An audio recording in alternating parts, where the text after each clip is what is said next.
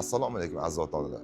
Bugun men sizlarga Anor Xalqaro maktabi bilan tanishtirib chiqaman. Ko'rishingiz mumkin, bu Anor Xalqaro maktabimizni oldi plashadkamiz. Bu yoqda maktabimizning oldida to'suvlar bilan chegaralangan bo'lib va alohida 24 ga 7 охрана xizmatlarimiz mavjud. Kirib kelishinglar bilan resepsiyonda administrator qizlarimiz kutib oladi. Kirishimizda turniketlar o'rnatilgan. Bu bolalarning xavfsizligini ta'minlaydi va ota-onalarga bolasini ketganligi haqida xabar jo'natadi. Bu yoqda bolalarning ta'lim xonasi.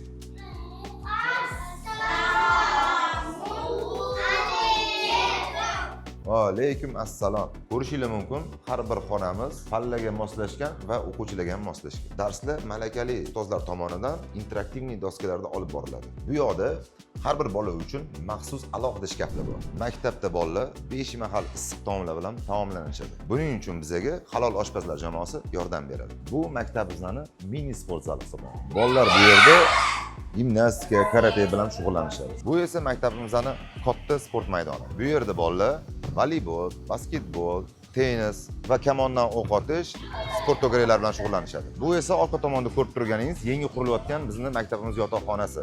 Viloyatlardan kelib o'qish uchun shart-sharoitlar qo'yamiz. Maktabimizda o'quvchilarning eng yaxshi ko'rgan sport turi bu basseynda suzish. Ko'rishingiz mumkin, bu basseynimiz ham bolalar, ham kattalar uchun mo'ljallangan. Ko'rishingiz mumkin, mana 4 qavatli binomizning 5-qavatida ochiq futbolli maydon. Bu yerda bolalarimiz professional futbol bilan shug'ullanishadi.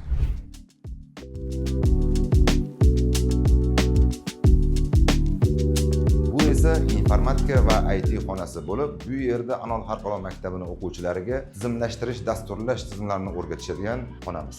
Bu hali hammasi emas.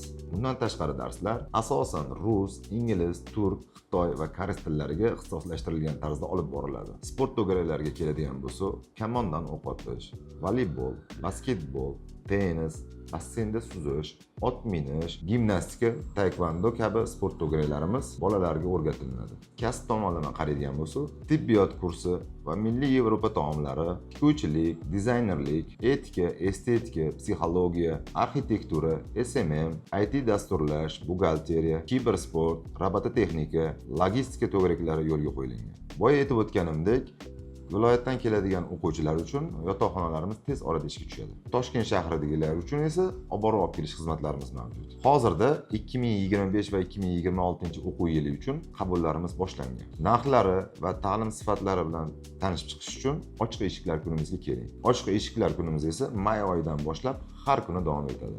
Yanada batafsil ma'lumot uchun quyidagi raqamlarga qo'ng'iroq qiling.